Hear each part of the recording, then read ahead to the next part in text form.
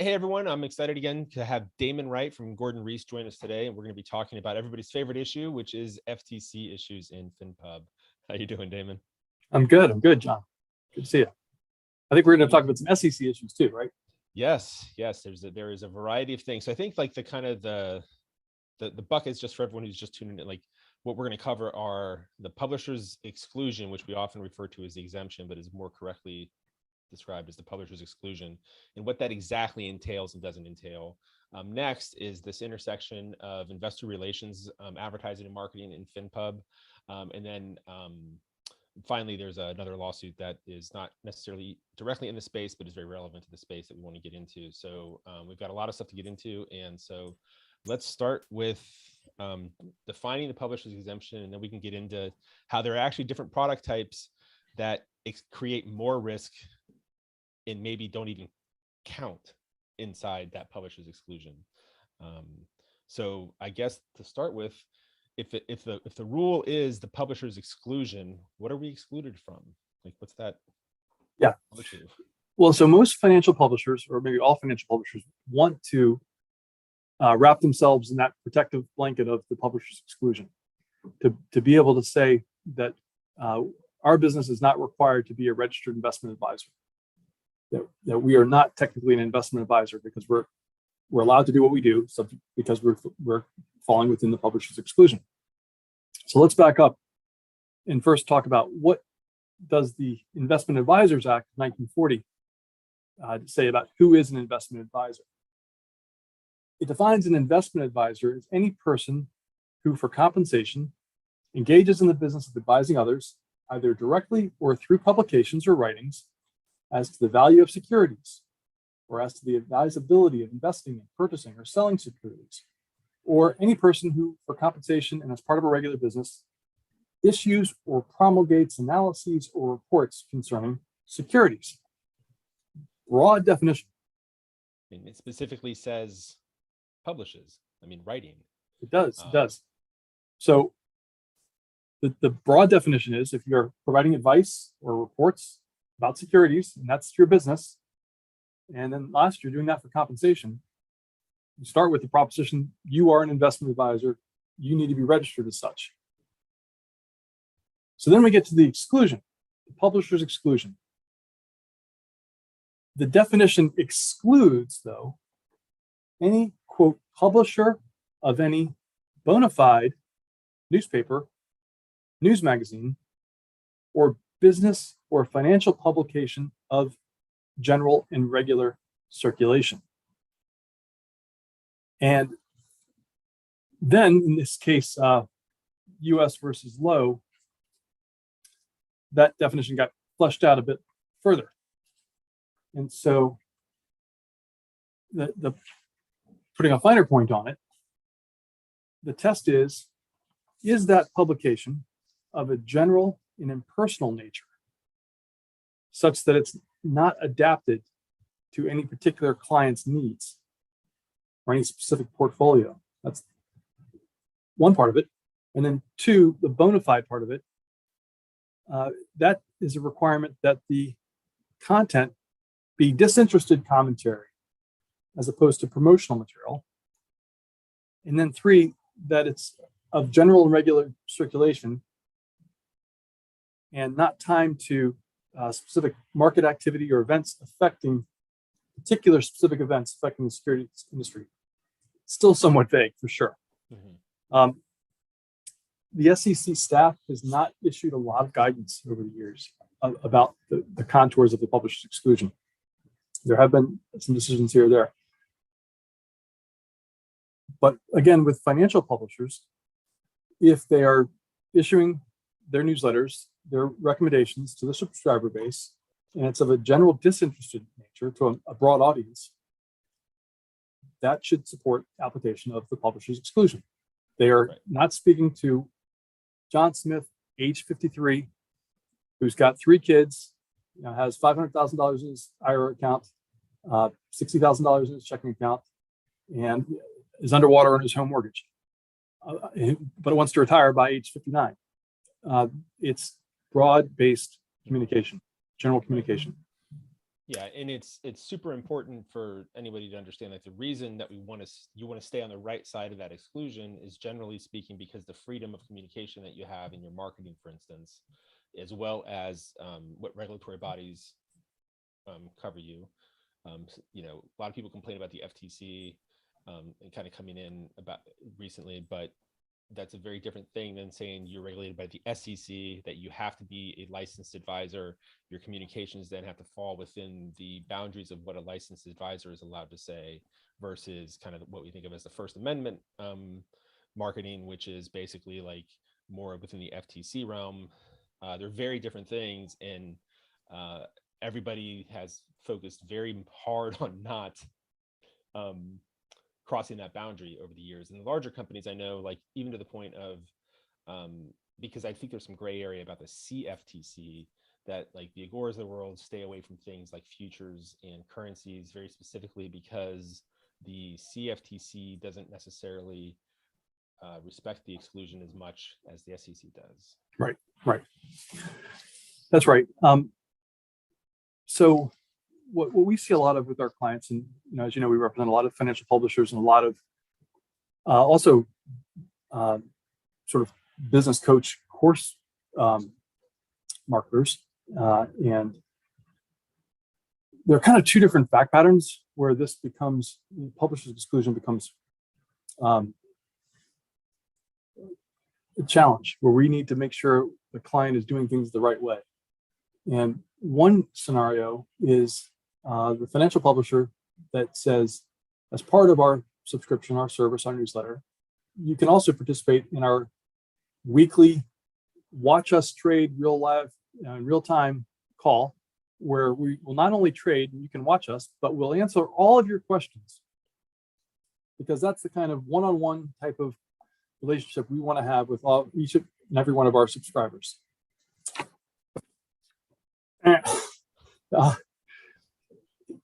If during that call someone says, John, what do you think about Tesla right now? I've got this much in stock, but I'm thinking I want to sell that much stock, and I'm looking at this issue, that issue. Toyota just came out with a new battery. What do you think? How does this work for me with my situation? It would be a huge mistake to answer that question as phrased. The best response would be, I can't speak to your particular situation. I'm bullish on Tesla, and I am bullish on Tesla for these reasons. Mm-hmm. But the moment you start asking particular questions about particular people's particular needs, you're starting to lose the benefit of the publisher's exclusion. And so even on the website, in the ad copy, you don't want to say we'll answer all of your questions. We'll share our thoughts on the markets, and what's best for our audience, or something like that. I mean, that's not great, brilliant copy, but something, again, emphasizing the broad general nature of it. Right. And so, like, when somebody asks that question, you're saying, I can't speak. You can talk about things like, here's how I would think that through. Maybe you can talk about how, like you said, like, here's like my take on this particular stock, but like you can't comment, and that's the real risk and danger, is that you end up commenting directly on somebody's specific situation based on details, or ask them questions about their details to get a clearer picture, and then all of a sudden you are now basically, from a legal standpoint, functioning as an investment advisor in a non-investment advisor business without an investment advisor license, and that is extraordinarily risky.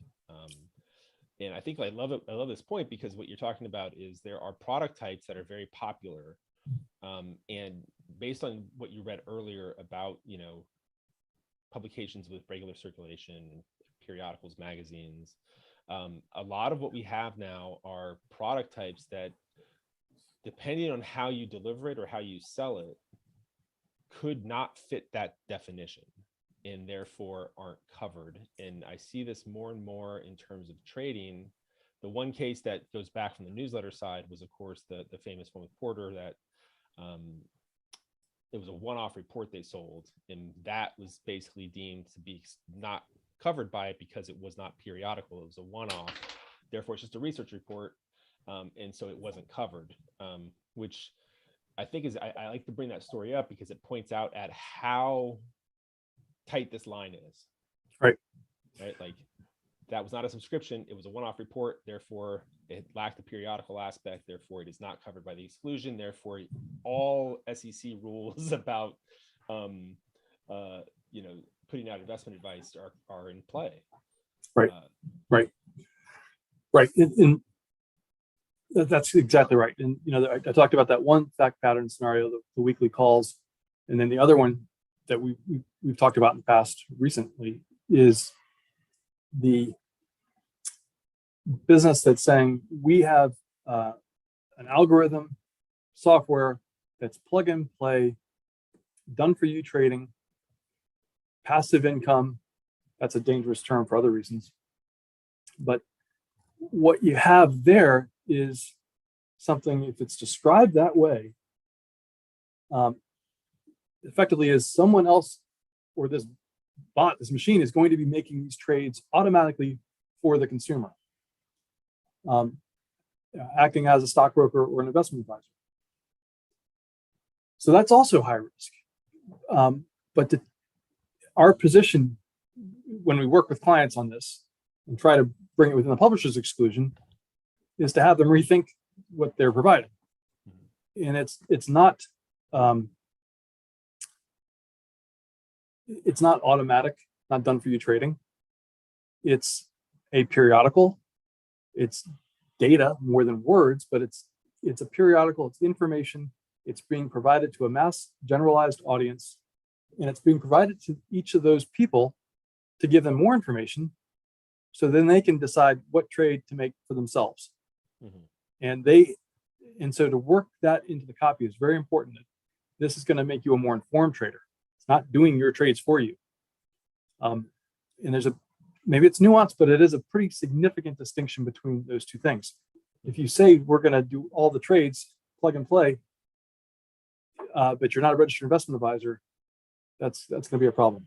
Right. And that's not just like auto trading that's hooked up to your brokerage account. You're talking about, like, if I have a black box system that spits out trades, buy this, sell that, and there is no editorializing, there is no anything else, that's where, even if it's not actually trading for them, like, you're still in a position, depending on how you frame that and how you talk about that, if a human hand doesn't really touch it, other than like it's set up and you mess with the algorithm, but if that's spitting the trades out, and that's not really editorial, it's not really periodical. Yeah, I don't think it has to be editorial content. I don't think there needs to be that. I think it's let's go back to the definition. I mean, if it's, I would say it's still impersonal investment advice, and it's not tied to a particular client's needs, and it's disinterested.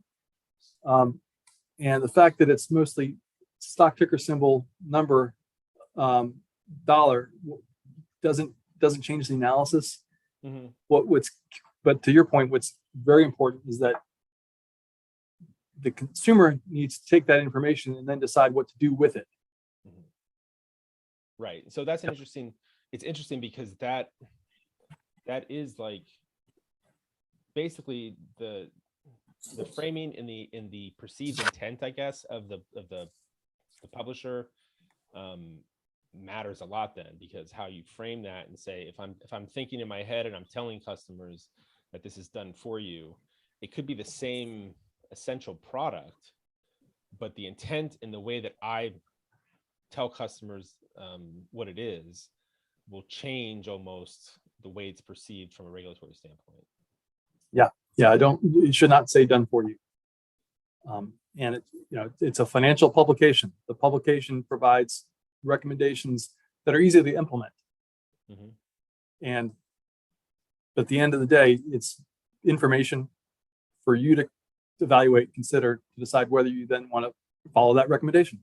Right. And I mean, it is data. And so I like that framing of, like, this is a data product in a sense that's giving you the data and spitting it out. And so I think that's really good. So, like, making sure that it's periodical. And then I guess that's, kind of your point before with chat rooms.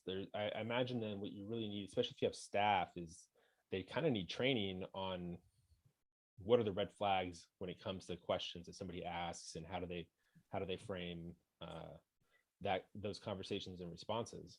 Absolutely. And as we're speaking right now, people are in Discord talking about what's hot, what's not, and if they could be crossing the line into investment advisor, non-publisher exclusion territory if they're not smart about that. Yeah, I think there's been an explosion. Like, I think we're seeing another new wave of new kind of grassroots publishers, I call them. People on Substack, people in Discord who have gotten into this and are realizing that they can charge a subscription for their Discord channel or their Substack, and they have no familiarity with the publishing industry. They think it's this cool new thing that they can do, and they're right. But like, because of that, they're also like, I mean, I poke around and stuff, and I'm always like, ooh, man, like, you're crossing lines all over the place, and just they're ignorant. They're not aware of what's what regulatory frameworks even exist related to what they're doing. Because it's just some kid who's 22, 24, who had really good success trading, and he's trying to make he's following other internet marketing advice about putting up a paywall, and he's doing that, and that's happening a lot these days. Yeah, you're right. And to their mind, it's no different than talking about what new Nike sneaker is hot, or comic book, or baseball card, or NFT. They think it's all one of the same, but when it's a security, the laws are different. Very, very different. Yeah. And so I think that's a good. And then on the education piece, just to kind of reiterate that, like, anything that's personal, like, it's more about keeping your walls up, because you can't control what the customer asks, and that's true for any in-person training. It's true for any online, like, live training, and then emails, and then customer service questions that people get. That's right. And so the keeping on the right side of this is not just like, I guess there's in my head there's several buckets, right? And I always think in buckets. And so there's marketing materials. Okay. Most people who think about this think about it in terms of marketing materials, but then there's product type. Yep. And then there are internal processes with the staff that is kind of front facing with customers and training those people. And so I would say those are the three major areas that you need to think about if you're building a business related that has any direct interaction with customers. You have to have thought through each of those areas, not just the marketing piece. And for a lot of people, like, newsletters, okay, you have a newsletter, it's very clear. But it's those other product types, chat rooms, black box trading systems, data products, how you position them, and the coaching piece, and any live events that you do, where you really need to be conscientious about that, and then think about all those people who touch the customer in any form. 100%. And with our clients that really want to be smart and build on a strong foundation and continue to grow, scale, we are providing feedback on their calls, their customer support calls, and getting like 10 random sample of calls transcribed and going through and giving feedback on those, because if there is an investigation, the FTC or the SEC will request or demand all of the recordings. And so that kind of training, you're absolutely right, it's just as important as the website, the landers, the email. Yep, 100% agree. Yeah, and I don't think it's once you really explain it to somebody, it's not that complicated for them to figure out how to stay on the right side of it. It's just, but it needs to be explained to anybody who doesn't know, and your customer service people are not going to just innately know this unless they learned it at a different company. That's right. That's right. And chances are they didn't. So. Yep. We were talking about kind of the algorithmic trading software. So obviously, over the last 6, 7, 8 months, ChatGPT and AI is just is on everyone's lips, and the FTC is, as they do, concerned about that sort of technological innovation. Mm-hmm. And so, relatedly, it's very important to, according to the FTC, keep your AI claims in check. They are worried that businesses are just going to say they use AI when they really don't. It's a new hot thing, buzzword. Yeah. Just like And you remember the right. .com boom, right? Companies that were brick and mortar suddenly threw .com at the end of their name and their stock went up. So FTC's made this another enforcement priority, and they're saying, the FTC is going to be looking to see whether companies are exaggerating what their AI product can do. And if they're promising that their AI product does something better than a non-AI product, but they don't actually have the substantiation backup for that. Or perhaps the company is using AI, but they haven't really checked it. In the legal community, there's a horror story out there of some lawyers that cited cases in their legal briefs that didn't exist.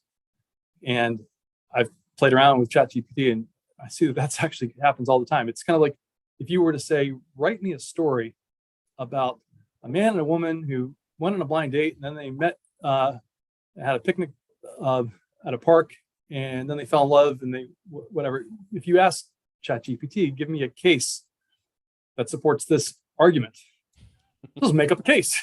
Just someone said it's like a Labrador Retriever wanting to please. Yeah. And then the ultimate question is, does the product actually use AI at all? So for anyone listening to this that's talking about AI, make sure that you can corroborate, substantiate that your product service is actually using AI. Yeah, we are seeing people using promotions around AI for the product. And obviously there's two types of AI promos in the space. There's the invest in AI, where you have some kind of investment, and then there's I'm investing with using AI. And that's what you're talking about, is that you have to actually have something that's an actual AI in the product, even if it's something that you're using as part of your editorial, which I do think that we'll see it for a while here. We've seen it and we'll continue to see it, that the AI component of promo is going to be there. I do think we're going to see over time here an explosion of AI trading and investing products. I think that Bloomberg has talked about connecting to their data set, as the large language models are connected increasingly to better and better data sets and data things, and they evolve, they are going to be producing really interesting products and tools. And so I do think there's going to be a trading boom for those tools, and I think that we're going to see a lot of them therefore cases, because it is, like you said, a hot spot for the FTC around those tools. I'm already seeing some of the tools pop out and new things coming up, and it's always interesting to see stuff that's clearly from somebody who's never been in the industry, because they're crossing lines all over the place and probably don't even know it. Yeah, and so that's why I'm trying to get this stuff out there to educate people a little bit better, because you don't want to learn through the FTC action. Yeah, learn through other people's mistakes. Learn from watching this. Totally agree. Yeah. Well, do you want to talk? You want to change subjects and talk? Yes. Let's jump over now, because I think that's a pretty good coverage of the exclusion and what it covers. And anyone who has any further questions can always reach out to Damon directly. He, like you said, he represents a ton of publishers in the space, has a lot of experience in this area. So now let's jump to the other favorite subject recently, which is investor relations and Finpub, and taking money for stock advertising or other forms of securities, private deals, Reg A's, crowdfunding. Yep. Because we are seeing that a lot of publishers have found that revenue kind of helped get them through some of the harder times, and it's a growing area for a lot of other reasons. In general, media spend in the public markets and private markets as part of the investor relations strategy is kind of a booming area, and will probably continue, I'd say, for another 5 years, which is just a number I picked out of my butt. But I think that generally speaking, for the next several years, we're going to see this growth in that area. And so what are the guardrails that you have to think about when it comes to taking advertising dollars, because for security versus a non-security? Right. So the big issue is compliance with Section 17B of the Securities Exchange Act. And that Section 17B requires a conspicuous disclosure when the financial publisher is being compensated or receiving consideration, which is a broad term for any type of compensation, receiving that from the IR firm or the issuer, or even in a circuitous way through multiple companies, but ultimately this is where it started and this is where it landed. So I'll read the definition of what's required, but it's pretty wordy. So Section 17B of the Securities Exchange Act.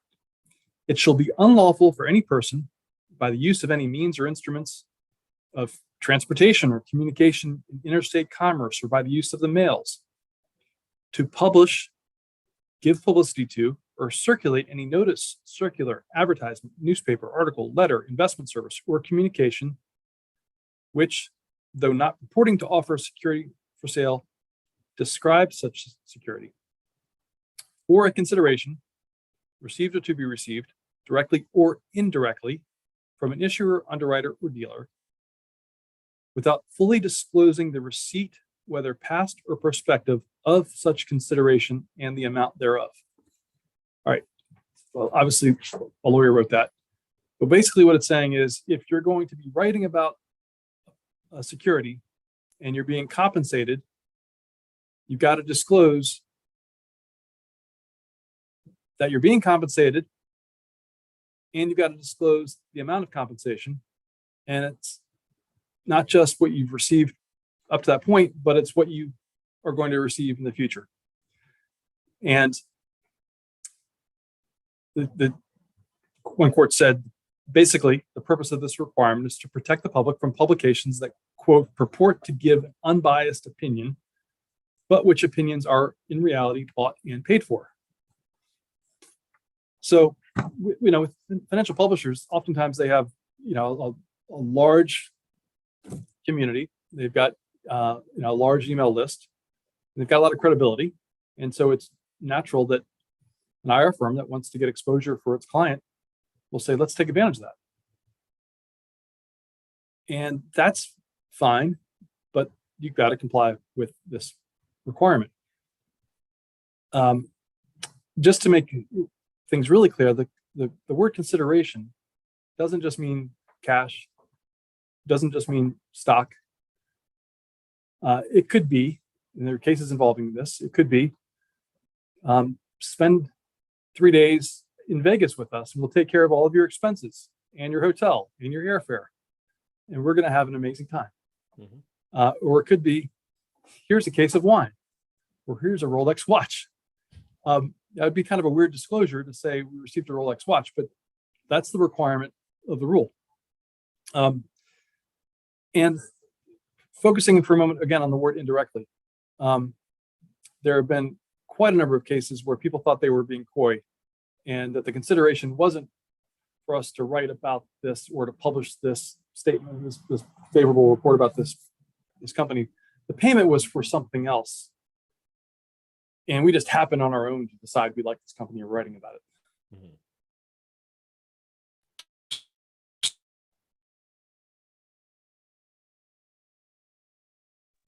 Can you hear me okay, John? I just got a prompt that my microphone. Yeah, you're back now. It definitely stopped for a second. I can edit that out. Okay. All right. So in any event, that's the requirement of the rule. And there are legions of cases where companies have, financial publishers and others have had problems complying with that.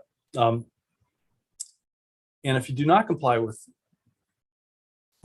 Section 17B, well, then you could be prosecuted under Rule 10b-5 for failing to comply with the securities laws, or alternatively for securities fraud, or aiding and abetting liability.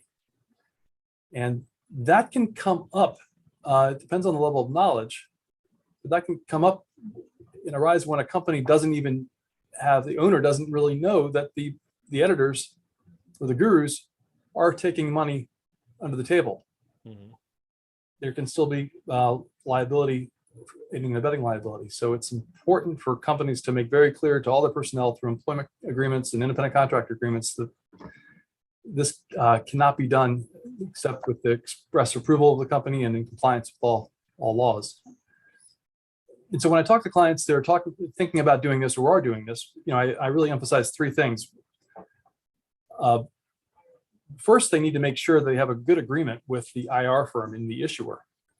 And that agreement will need to say that the IR firm, the issuer, that all information they're providing to the financial publisher is complete and accurate in all respects.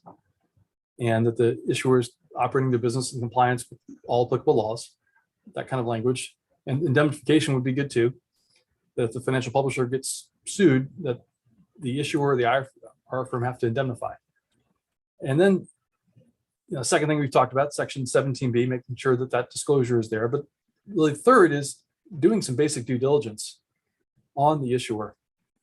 If the company is claiming that they've got this incredible patent, go to the U.S. Patent and Trademark Office and see if that patent is actually there. Look at their SEC filings, look at court filings, do some basic due diligence and use some common sense too, in reading. If they say, we want you to publish this as is, and you put this disclosure on there and you don't need to worry about it because it's coming, we wrote it, you can accept it's true. If there's something in that copy that just looks too good to be true, go back to the IR firm and say, can you confirm this statement is true? Or provide some. So those are the big three things to do. Yeah. And that's like again, it's not stuff that's hard to do.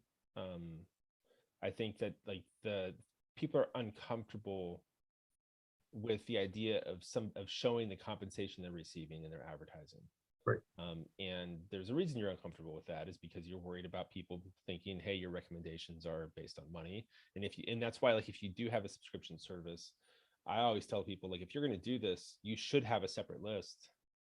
You should move people, because I saw one company a few years back, and I told them, I was like, you need to go talk to an SEC lawyer because you were not doing this correctly. Like, oh, I had a lawyer talk to him or look at it, and it's like, were they had any familiarity with securities? And it's like, well, I don't think so. And it's like, clearly they don't, because they didn't have them disclose the compensation.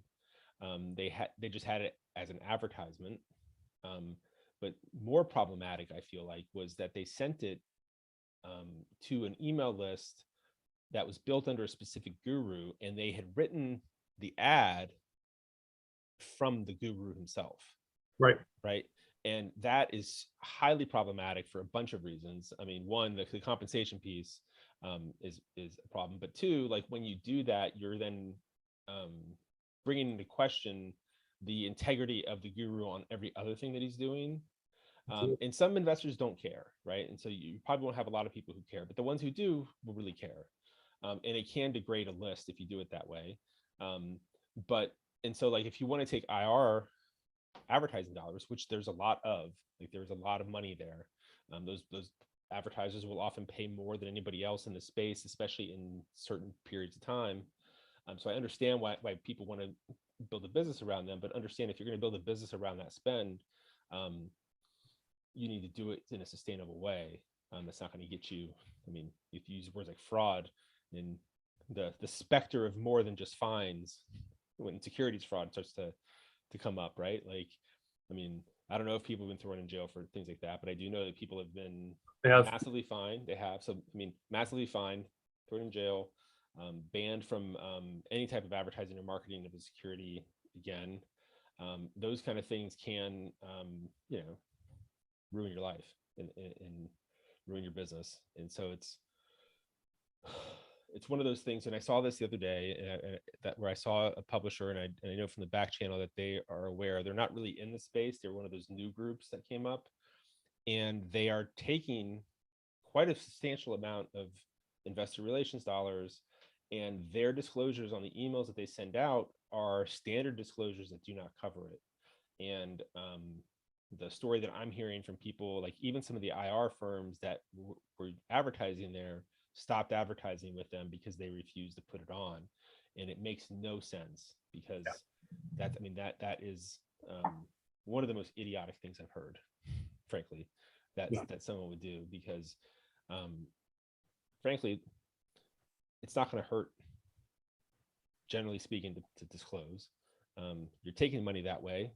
Just own up to it. Be honest. Yep.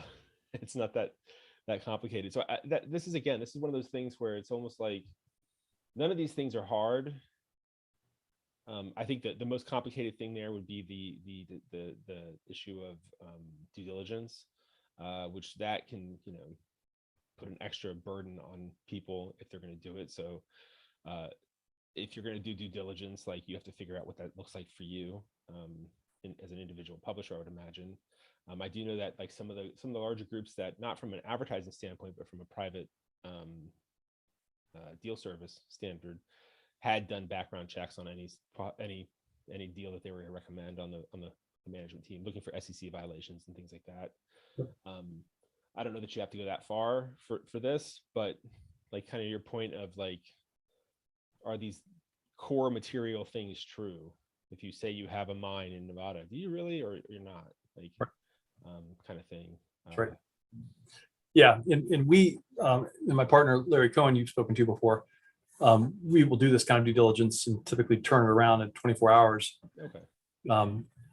And spend 2 hours just quickly pulling some things and reviewing them. And hopefully there are no red flags. If there are going to be red flags, then we report that back. Sort of one or the other. But I had a client who was getting ready to do a podcast with someone who was being compensated for that, and come to find out that they were had been convicted of embezzlement in Asia, and this is a little while ago, so I'm not sure I've got this. My memory's perfect here, but I think maybe they were the subject of extradition proceedings too. And the client was getting ready to get on a plane to go to the film shoot to meet this other person, and we said, turn around. So yeah, it's not that hard to comply. One area that can be tricky is with respect to future compensation. Mm-hmm. And if it's based on a open rate or something like that, or some type of rev share, what's important there is to make sure that disclosure describes it and then is periodically and regularly updated with the most current data, if this is going to be something that's kind of up for a while and people are going to see it. We don't want to have outdated information. Right. So it's different if you send an email 2 months from now, you don't have to update the email because it went out. But if it's hosted on your site and you have an ongoing promotion, or you're going to send another email out, you have to update that disclosure. Exactly. Right. That seems pretty simple. How about things like options, right? Let's say you had let's say you have something like you had an advertisement that went out. You got paid cash for that plus some options for a campaign. It's 2 years later, the options are still valid, and you do something with that company, not under a cash agreement, but the original agreement is expired. It's not, but you still have those options. You still are kind of required to mention that you have those still and how you got them. Yeah, in the original disclosure, you definitely need to identify. But I mean, what if you did an advertising campaign for a company, you're a publisher, Mm-hmm. 2 years go by, you still have those options. Right. And one of your editors wants to recommend that stock, not because of the compensation, but now like the original term of the agreement was for the campaign on the other list that you have, right? And now you have this list. What does that look like? Yeah. So I would, off the cuff somewhat here, I would say that the smartest thing to do would be to disclose the compensation received 2 years earlier and disclose the options and the value of the options as of the time of that new publication. Okay. Yeah. I think you're not, the more information you provide, the better. It's the more particularized, the better. Yeah. Okay. Yeah. When in doubt, disclose. I mean, you could even go so far as to link to the agreement. The key facts are supposed to be conspicuous, but if you really wanted to be 100% transparent, you could link to the agreement that spells out the compensation. Mm-hmm. So anybody could click there and see exactly what it was. Maybe it doesn't tell you how much has been paid under it, but more information, more disclosure, more transparency, the better. Yeah. Again, I like that because I like it's a guiding principle, right? Like the more transparent and clear and the more information is given, the better. That's right. And outside of the securities context, the FTC has a similar body of law that it's the endorsement kind of sponsorship influencer guidelines. And that doesn't require you identify the amount of compensation or the nature of compensation, but simply is there consideration? Is Kim Kardashian being paid to post on Instagram about some coconut water? And if so, then she needs to put hashtag brand ambassador, hashtag ad. That's all they have to put? Yeah. Even if they're compensated in the same way, like if they get, like, let's say they got an IR kind of spend. No, if it's a security, different issue. Okay. Yes. Right. Okay. I was gonna say, like, for if product, it's yes, but for securities, because I know she had that whole case with Kim K on, right. But like they're still required to do everything that everyone else is required to do. If it's a security, absolutely, 100%. Yeah. Cool. All right. Yeah. Well, I think are there any other major parts of that we need to look at? Are there any other major parts of this intersection? No, I don't think so. But it's a good segue because, as you know, there were a lot of cases that have been brought against celebrities in connection with Celsius. Yes. Larry David and Tom Brady and others. And just this morning, July 13, the FTC filed a lawsuit against Celsius and all the companies, as well as against the individuals. So Alex Mashinsky, Shlomi Daniel Leone, and Nuke Goldstein. The companies have settled. So when this was filed, there was already a settlement with the companies, but the individuals have not settled. And it's a several billion-dollar judgment that's been going to be entered, although it's all suspended in light of the bankruptcy, so that the bankruptcy trustee can get the money and try to return it to investors. And the CEO actually was arrested though as well. I saw on the news, so he's on that fraud charges. And so, what specifically was the problem here with Celsius? Yeah, it's from an FTC perspective, it's largely a false advertising kind of case. They also have a claim under something called the Graham-Leach-Bliley Act, and they're using that statute in a way to get money. But for the most part, it's a case about false advertising. And there's obviously totally different businesses, but a lot of the things that are described here are relevant to any business, including financial publishers that are advertising to the public. So the complaint, again filed today, explains that Celsius, the defendants, Celsius companies and the individuals misrepresented their products and services. And there are several kind of categories of misrepresentations.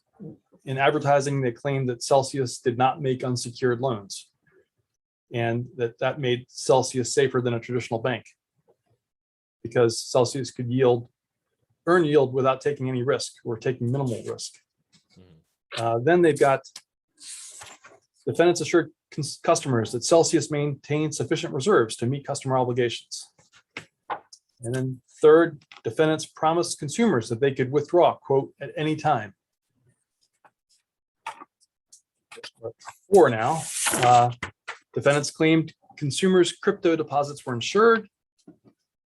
And lastly, defendants advertised that earn accounts could yield, quote, up to 17% APY, annual percentage yield. The FTC explains there that although Celsius and the defendants advertised up to 17% APY, the median API was around 4.9%, and the average was only 5.611%. And less than 1% of Celsius customers actually earned rewards of 17%. So And now we're hearing typicality. Boom. Exactly. Yeah. I've been paying I've been paying attention. Totally right. Totally right. So that's, that's similar to the Guru ad copy that says, we picked this stock and it rose 63%. Picked that stock, it rose 41%. They're cherry picking, spotlighting the wins. And that's okay to do as long as you balance that out with discussion of what is the average, the average win rate and the average return across both winners and losers over a defined time period. Typicality, exactly. And so the point is, as you know, it's not just whether a statement is literally true. It sounds like some percentage, less than 1%, of Celsius customers earn 17%. So it was a literally true statement, but it's not just, is it true? The test is it misleading? And the FTC will argue that unless you disclose what's typical, statements like this are always going to be misleading. And even if you throw in words like possibly or opportunity, could, that consumers don't understand those words, except to think that means likely to happen. And that's the issue that, so many times when we start representing a client, we look at their copy and it's the first thing we have to do is educate them about this and try to get data on what is typical and maybe remove some of the outlier exceptional results, or it could be a testimonial where people are talking about how much money they made with the course. But that's not the typical experience. And that comes up, in the biz op industry as well as financial publishing. And so, but that, again, it's not the SEC type of case because it's FTC, but it's really about false advertising. Well, I think one of the things that's really, I don't say it's interesting, but it's problematic for Finpub and kind of the way it's evolving, in the way that the digital capital market space is also evolving, is we are kind of getting into this increasing intersection of two regulatory worldviews, the SEC and the FTC.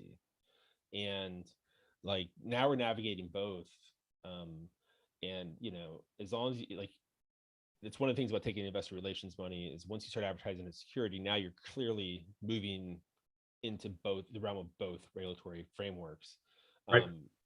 And those two frameworks don't, it's not a unified whole. They don't see the world the same way. I know you've related some stories to me in the past that, questions that the FTC or lawyer might, or regulator might say in reference to something that is standard operating procedure for the SEC that they then saw as fraud or as right. indications of fraud. Could you elaborate on that just to kind of define the complexity of where we as an industry are navigating as these kind of worlds start to collide, I think more and more. Yeah, no, you're exactly right. There are two different agencies and different roles and sort of different enforcement authority. But in some ways they can be inconsistent with one another, and it'd be nice if they kind of got more on the same page. So I think the example we've talked about before, go back to what I said before, financial publisher has a conspicuous disclosure about all of the recommendations, say from January 1, 2023 to July 1, 2023, and says, we picked these three stocks that went through the moon, and even better, for the period of that January 1 to July 1, we had a 67% win rate with a 7% average return across both winners and losers. That should be enough disclosure, if it's prominent, to describe typicality. Not unlike if you're selling a weight loss supplement and you have a couple before and afters that are really amazing, but you also have a conspicuous disclosure about how in a study, here's what people experienced. There were 9 weeks, the average person lost 2.7 pounds. But the FTC, and I'm not going to say this is an institutional perspective, but in conversations with FTC lawyers, they've said, Well, you can't prove that the actual consumers actually made those trades at those times to get that return. And therefore, we don't think your disclosure is sufficient. And of course not, because we're not, the financial publisher is not the investment advisor. And it's not got access to its consumer's brokerage account, to its subscriber's brokerage account. It's not sitting there logged into their computer, watching them in real time. Now, maybe if it was a BizOp course, they could do a survey and ask people, how much money have you made since you took our course following our principles from this date to that date? And they could then report in a survey sent to everyone with, a 36% response rate. The average participant of those, reported XYZ. But it's not practical for a financial publisher to send out a survey, and people don't want to give up their financial information. Yeah. So yeah, that's the issue, and it raises also privacy issues and consumer data issues. And the SEC doesn't want financial publishers to be investment advisors and gather that information and get into the inner workings of people's trading. And so my reply back, to the FTC lawyers, I'm not trying to be disparaging here, and some of this is just noise that happens between lawyers, but if you're talking about a meteorologist, you could certainly say the meteorologist has predicted the weather correctly, rain, snow, whatever, clear sky, correctly 77% of the time, and that's fine. But that's not going to tell you, of the people who watched the news that night, how many walked out of their homes with an umbrella or a wool coat. We don't need to get to that level of granularity to be able to identify what our track record is. Right. It's just absurd. Yeah. And I think, if the FTC walked down the street, talk to the SEC, maybe they'd understand that a little bit better. Yeah, I think like there's some more communication. Yeah, some more communication there would be better, because it's also, isn't that idea that very typical, almost required disclosure on a SEC side is past performance is no guarantee of future results, and from an FTC perspective, that's almost like saying, hey, your product doesn't work. That's right. They view it as an admission that everything you've said in the copy about how your product has a good track record is misleading, because you just admitted that. Don't put too much stock in that. And we've talked before. I mean, one of the things that's frustrating, I think, is the FTC looks at copy and doesn't consider the source, and just assumes that this statement is deceptive, whether it's made by that company, that company, that company, that company. But you have to go back to, what's the substantiation for it? And again, the analogy I like to use is, if Steph Curry says he's scored 25 points a game over the last 5 years, and he says, I think it's going to happen again, that's not deceptive misleading, because he has that backup. If I make that claim, I've got a 2-inch vertical, not a very good shot, then it would be deceptive.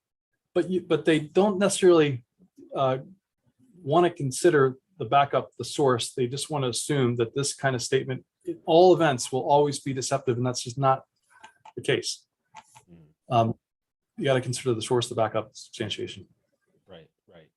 So those are the kind of conversations we have, and I think they do get it, but sometimes it's from a negotiating perspective. Right. Yeah. I think obviously in a mid-negotiation, they're not at all like going to be nuanced and reasonable. Yeah. You've educated me.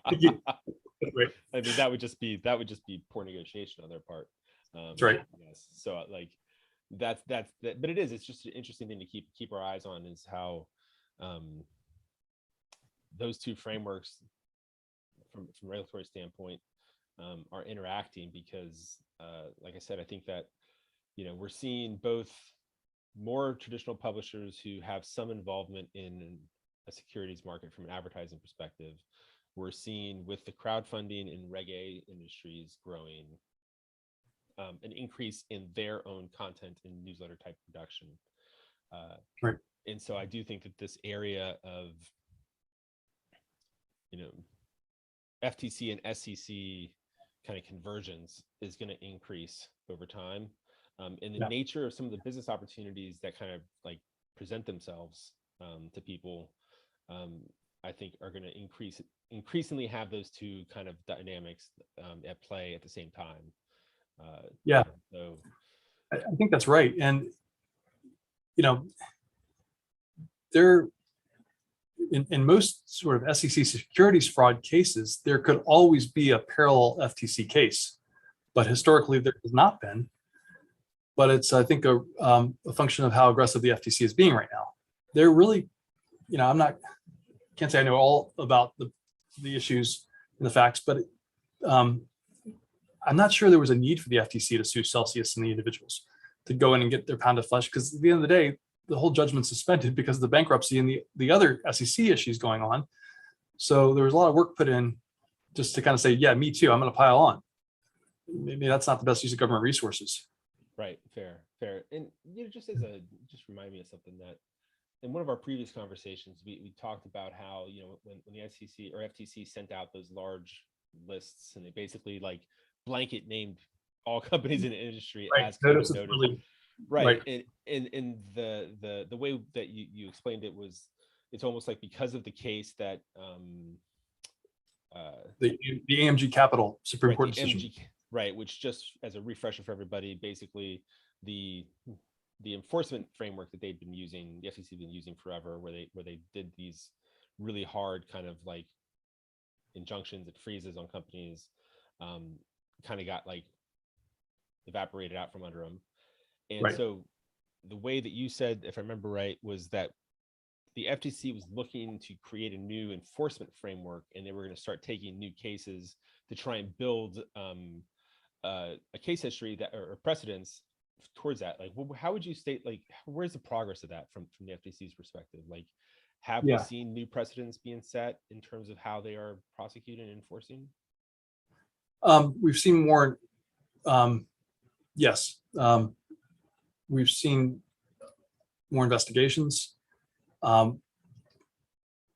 We've seen, I can't say there are any heavily litigated cases right now, but we're seeing more settlements under these new theories.